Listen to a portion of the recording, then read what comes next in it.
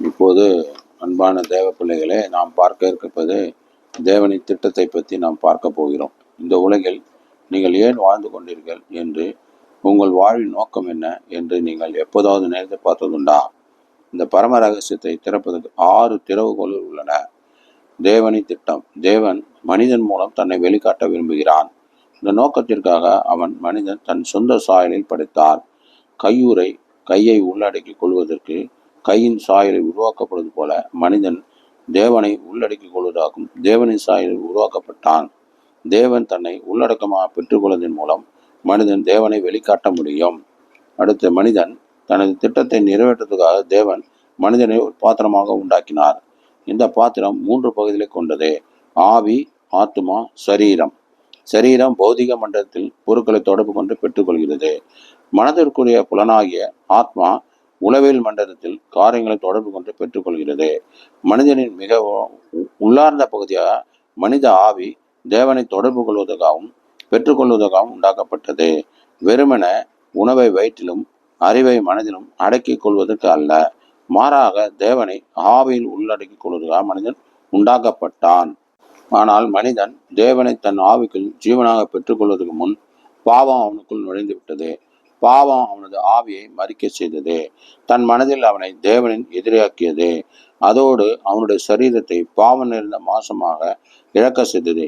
இப்படி பாவம் மனிதனின் 3 பகுதிகளை பழுதடை செய்தது. அவனை தேவனுக்கு அந்நியனாக்கியது. இந்த நிலையில் மனிதன் தேவனை பெற்றுக்கொள்ள இயலாது. இருந்த போதிலும் தேவன் தமது ஆதி திட்டத்தை நிறைவேற்றாதபடி மனிதனின் வீழ்ச்சி அவனை நிறுத்திவிடவில்லை. தம் திட்டத்தை செய்து முடிப்பதற்காக முதலில் தேவன் இயேசு கிறிஸ்து என்று அழைக்கப்பட்ட ஒரு மனிதனானார். பின்பு மனிதனை மீட்க கிறிஸ்து சிலுவையில் மரித்தார். இப்படி அவனுடைய பாவத்தை போக்கி அவனை தேவனிடம் மீண்டும் கொண்டு வந்தார். இறுதியாக தம் ஆராய்ந்து முடியாத வளமான ஜீவனை மனிதன் ஆவிக்குள் தன் பகிர்ந்திருக்கும்படி உயிர்த்தெழுதலில் அவன் ஜீவன் தரும் ஆவியானார். கிறிஸ்து ஜீவன் தரும் ஆவியாக மாறியிருப்பதால் இப்போது மனிதன் தேவனின் ஜீவனை தன் ஆவிக்குள் பெற்றுக்கொள்ள முடியும். வேதம் இதை மறுபிறப்பு என்று அழைக்கிறது. இந்த ஜீவனை பெற்றுக்கொள்ள மனிதன் தேவனிடம் மனம் திரும்பி கர்த்தர் இயேசு கிறிஸ்துவை விசுவாசிக்க வேண்டும். மறுபடியும் பிறப்பதற்கு எளிமை நிறைந்த இதயத்துடன் கர்த்தரிடம் வந்து இப்படியாக அவர் கூறுங்கள்: கர்த்தராகிய இயேசு கிறிஸ்து, நான் ஒரு பாவி, நீர் எனக்கு தேவை, எனக்காக மரித்ததற்காக உனக்கு நன்றி. கர்த்தராகிய இயேசு கிறிஸ்து, என்னை மன்னியும், என் பாவங்களை எல்லாவற்றிலும் என்னை சுத்திகரியும். நீர் மரணத்திலிருந்து உயிர்த்தெழுந்தீர் என்பதை விசுவாசிக்கிறேன். இப்போது உம்மை என் இரட்சகராகவும் ஜீவனாக பெற்றுக்கொள்கிறேன். எனக்குள் வாரும், உம் ஜீவனால் என்னை நிரப்பும். கர்த்தராகிய இயேசு கிறிஸ்து, நோக்கத்திற்கு என்னை உம்மிடம் தருகிறேன். ஒரு விசுவாசி மறுபடி பிறந்த பிறகு ஞானஸ்நானம் பெற வேண்டும்.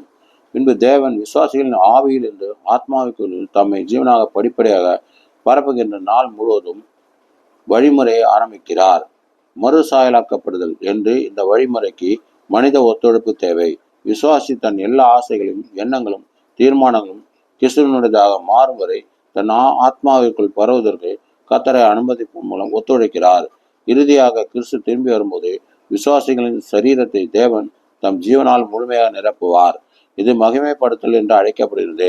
ஒவ்வொரு பகுதியிலும் வெறுமையாகவும் பழுதடைந்து இருப்பதாக பதிலாக இந்த மனிதன் தேவனின் ஜீவனால் முழுமையாக நிரப்பப்படுகிறான். இதுவே தேவனின் முழுமையான ரட்சிப்பு. இப்படிப்பட்ட மனிதன் இப்போது தேவனை வெளிக்காட்டுகிறான், தேவனின் திட்டத்தை நிறைவேற்றுகிறான்.